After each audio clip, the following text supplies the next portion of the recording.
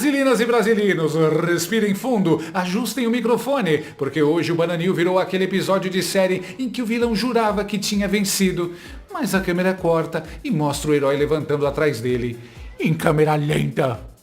E o nome do episódio é Flávio Voltou, e o PT começou a suar frio. Segundo a pesquisa da Genial Quest, o senador Flávio Bolsonaro está fazendo uma coisa que a esquerda jurava ser impossível, fidelizando a direita, crescendo entre os nem Lula nem Bolsonaro e deixando o presidente suando mais que vendedor de picolé no Saara. Porque até ontem a narrativa era: se Bolsonaro indicar o filho, o Brasil acaba. Agora os números dizem: então, o Brasil tá gostando. 44% acham que Jair acertou na escolha, 42% acham que errou. Ou seja, pela primeira vez a realidade derrotou o editorial da Globo. Em dezembro diziam que era erro, agora virou acerto. Isso é o famoso opinião da militância, realidade do povo. E o mais lindo é ver a direita não bolsonarista aderindo. 71% agora aprovam Flávio. A base bolsonarista, 90%. Praticamente unanimidade. É tipo aquele ex que você dizia que superou, mas quando vê prosperando, bonito e feliz, começa a stalkear às 3 da manhã.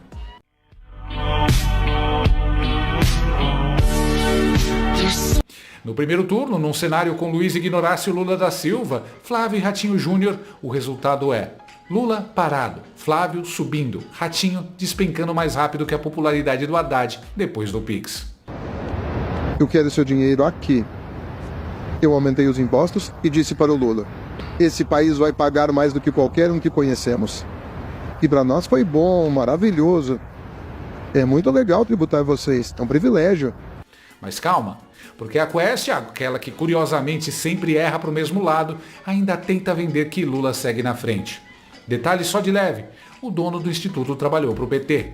Ou seja, é tipo pedir para sua ex avaliar se você é bonito hoje. Se até assim o Flávio está encostando, imagina quando a pesquisa não for feita pelo fã-clube. E no segundo turno, meus amiguinhos, o pânico já começou. Entre os eleitores independentes, a diferença despencou de 14 pontos para 5. Tradução política: antes Lula ganha fácil, agora Ferrou. daqui a pouco vai virar empate técnico, depois virada, depois textão no Twitter explicando que pesquisa não ganha eleição. Mas a velha mídia já corre para gritar: Ai, mas a rejeição do Flávio é alta. claro que é, quem combate o sistema sempre tem rejeição. Jesus tinha rejeição, Rocky Balboa tinha rejeição, até o Batman tinha rejeição em Batman Begins. You are? Yeah. I'm Batman. Só político amado por todo mundo é boneco inflável de posto. Enquanto isso, Flávio foi sentir ao vivo o termômetro popular no programa Pânico da Jovem Pan. Primeira pergunta do Emílio Surita: como está o velho Jair Bolsonaro? Primeira pergunta, eu quero saber como é que tá o velho, que é o que todo mundo quer saber, né? Que ele estava com problema, fez várias cirurgias. Como é que ele tá, o velho Bolsonaro? Bom, Emílio, alô? Tá, beleza. Bom, Emílio, em primeiro lugar, obrigado pelo convite. Desculpa, Paulo também aqui. Opa, como é que Desculpa a demora de ter vindo. Sempre assisto vocês, fico morrendo de vontade de participar. E nesse momento difícil que o Brasil e a minha família está passando, e a forma como vocês tratam os assuntos aqui com bom humor ajuda a levar um pouquinho de alegria para dentro da casa de tantas pessoas. Eu tive com meu pai ontem, foi muito rápido, 10, 15 minutos só. Assim, o cara ele tem uma cabeça muito forte, uma mentalidade muito forte, mas essa questão, desde que ele tomou a facada lá dada pelo ex-integrante do PSOL, a saúde dele nunca mais foi a mesma. Ele estava com bastante soluço, ele falava comigo, com dificuldade de falar, inclusive, sabe quando você parece que está quase golfando de tanto soluço que ele estava naquela hora. Isso agora? Agora foi ontem. Hoje eu sei que antes de vir pra cá eu falei com o advogado, tá lá um médico vendo como é que ele tá, se ele melhorou. Porque ele, só pra explicar muito rapidamente, qual é o dilema que ele passa ali, Emílio? Pra tratar esse soluço, ele tem que tomar um remédio muito forte que causa como efeito colateral uma tonteira, confusão mental, às vezes. E ele ficando sozinho na cela como ele tá hoje, pode acontecer como aconteceu, dele levantar da cama, cair, bater a cabeça em algum lugar. Aconteceu, da outra vez, graças a Deus, não foi nada de grave, mas ele podia ter se encontrado morto dentro de uma cela. Então, um tratamento muito desumano está sendo dado por alguém que não merece passar pelo que está passando, alguém que foi condenado pelos seus próprios inimigos ali, naquela turma no Supremo, e a cada dia que passa a população vê que ele está pagando um preço exatamente por não ter jogado um jogo sujo que algumas pessoas queriam que ele jogasse em Brasília. Então, sempre ele, prioridade nacional. Valeu, Emílio, você sempre pergunta do Bolsonaro. O povo ama Bolsonaro mais que Netflix em dia de chuva. Aí vem a pergunta genial. Eu dou entrevista. Você prefere nessa linha. um churrasco com centrão ou jejum com a base? Hã?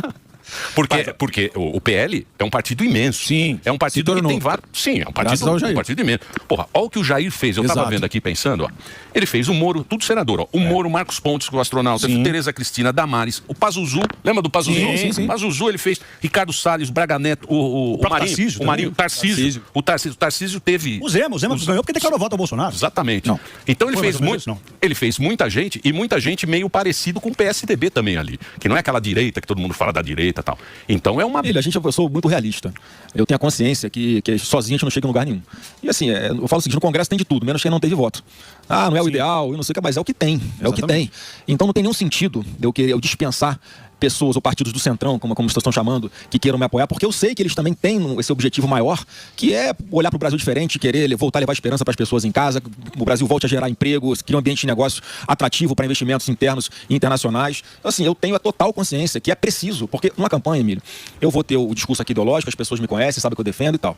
Mas na ponta da linha, como é que funciona na prática uma campanha? Quem dá capilaridade para essa campanha são os candidatos a deputado estadual, deputado federal, candidatos ao Senado e ao governo, que são os palanques importantes. Então, assim, eu tô assim, aberto, conversando com todo mundo, coisas que eu posso falar de público, coisas que eu falo de bastidor nas minhas conversas, nas minhas negociações, mas sempre deixando a porta aberta para todo mundo de centro-direita que queira se posicionar junto com a gente por alinhamento no nosso projeto, eu vou aceitar. E não adianta ficar, foi o que o Morgado falou, quando você fica na rede social, dando pancada num cara que é você é centrão, é você não sei o que, cara, são pessoas que vão nos ajudar na campanha, não é inteligente. Mas tem uns oportunistas, né? Tem de direita de verdade. Só pra fazer uma ressalva aqui também, eu não tô pedindo para as pessoas, né, para de fazer isso. Não, nós somos pessoas públicas, a gente tem que ser cobrado. O eleitor, o internauta que tá nas redes sociais no dia a dia tem todo o direito de criticar, de sentar o cacete, mas sim, leve em consideração que a gente está na véspera de uma eleição, que tudo indica vai ser bastante apertada, e que eu sigo aquela máxima que nesse momento aqui o inimigo do meu inimigo é meu aliado. Então eu tô nessa linha aí. Ou seja, se ajuda a tirar o PT, até o capeta ganha convite pro churrasco. Sobre as tretas internas da direita, a resposta foi madura. Vamos gastar energia apontando os erros do PT. Questões, né? Por exemplo, você não pode discordar alguma coisa ou de repente se colocar como nome que aí vem a treta. E a gente sabe que isso aí só enfraquece a direita e fortalece os caras. Que nem o Caiado veio aqui e falou, o Zema veio aqui e falou, a gente está à disposição, né, tá indo como pré-candidato, mas o que acontecer no segundo turno vai ter total apoio, se for você, enfim. Como que você se coloca nessa posição assim, com os outros candidatos que se dizem também ser de direita? Bom, cara, eu tenho muito claro na minha cabeça que a gente tem um adversário em comum, que é o PT, como você falou. O país não aguenta mais 4 anos de Lula fazendo o que esse cara está fazendo, arrombando aí os cofres públicos.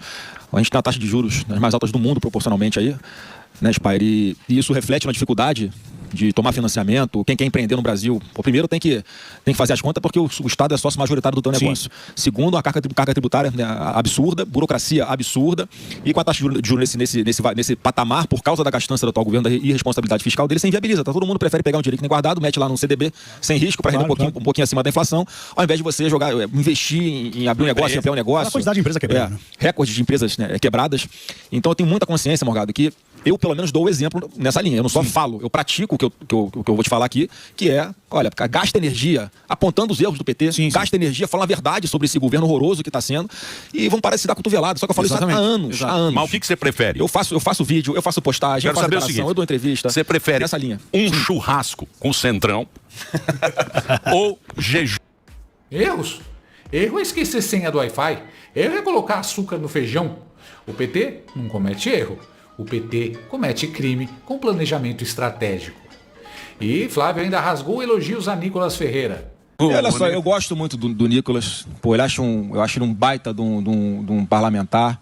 É uma promessa assim para a política. Tem um futuro, tenho certeza, brilhante pela frente, né? E assim, eu não vou ficar cobrando ninguém para tomar uma posição de tô aqui com o Flávio, vamos caminhar junto, que não sei o quê. O Nicolas já deu várias declarações que vai estar com a gente, ele entende. O Lucas Se alguém caminhou foi o Nicolas. O Nicolas é um cara inteligente demais.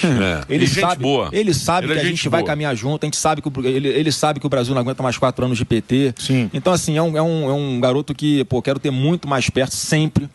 Tá, agora foi pai mais uma vez, isso começa a fazer a pessoa amadurecer. Você percebe uma clara evolução, né, do Nicolas. Se você pegar um retrato dele hoje em relação ao que ele era no início do mandato, ele já é uma pessoa muito mais preparada ainda do que ele já era. Sem dúvida. Então, assim, vai ter um papel decisivo, mais uma vez, nessas eleições, pela liderança que ele tem com relação aos jovens, pela liderança que ele tem em Minas Gerais. Podia ser governador. Postura adulta. Nada de draminha de Twitter. Nada de birra de adolescente político. Isso já mostra um nível de maturidade que dá até susto em Brasília. Na economia, veio a melhor piada do ano. Dando bastante ainda em parte de economia, mas podem ter certeza que a gente vai trazer uma pessoa que, em primeiro lugar, vai ser infinitamente melhor do que o Haddad, vai ser alguém que entenda de economia, porque o Haddad hoje é o melhor ministro da economia do Paraguai. Porque ele conseguiu levar mais de 200 indústrias já para o Paraguai, a economia do Brasil está toda desorganizada, tudo maquiado, energia cara, custo Brasil caríssimo, instabilidade política, insegurança jurídica por causa desse atual governo. E quem tiver com a gente nessa parte econômica vai ter que ter essa mentalidade de dar continuidade ao projeto que o Paulo Guedes iniciou. Vou fazer um break. Referência direta ao Fernando Haddad, porque empreendedor brasileiro hoje faz migração fiscal. Não foge da polícia, foge do imposto.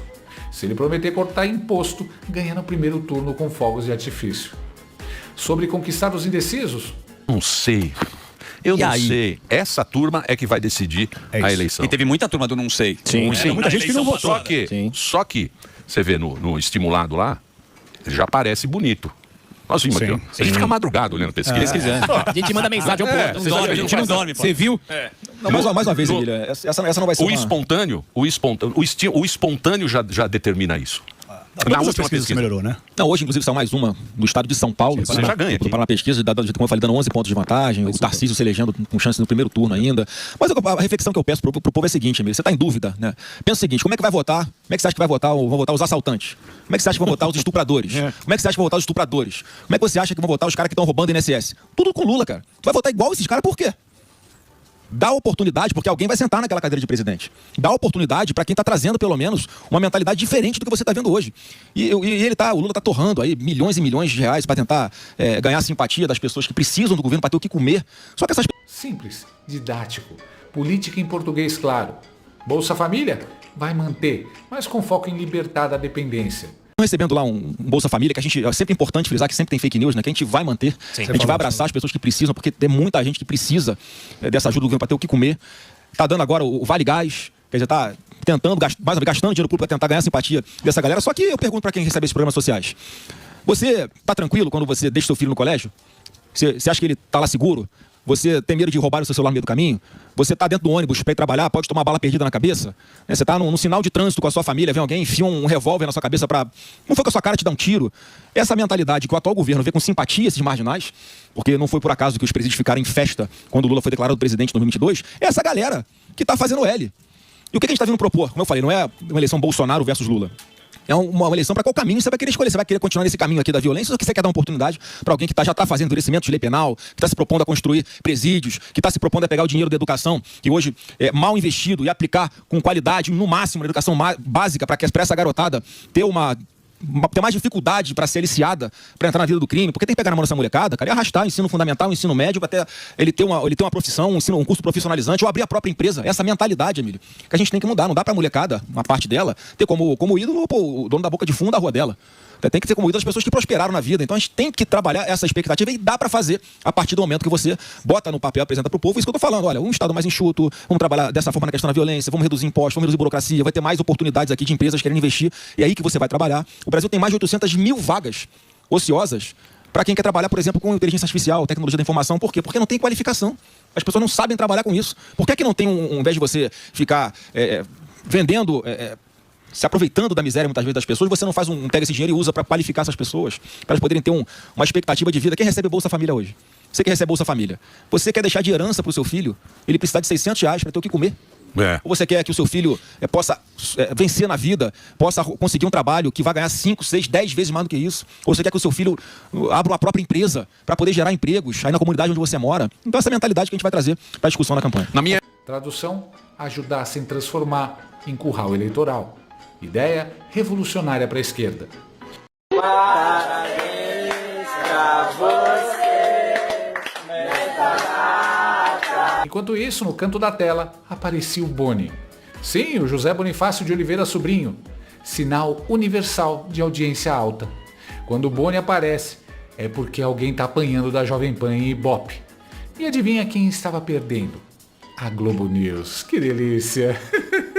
Mas calma, não era o STF que tinha derrotado o bolsonarismo? Segundo o Luiz Roberto Barroso, o bolsonarismo tinha acabado. Curioso, né? Porque as pesquisas dizem o contrário, a audiência diz o contrário, as ruas dizem o contrário. Lula ainda tá tocando fita cassete arranhada e o Flávio Bolsonaro já lançou o Black Album da política. Saiu do underground, furou a bolha e agora tá lotando estádio eleitoral.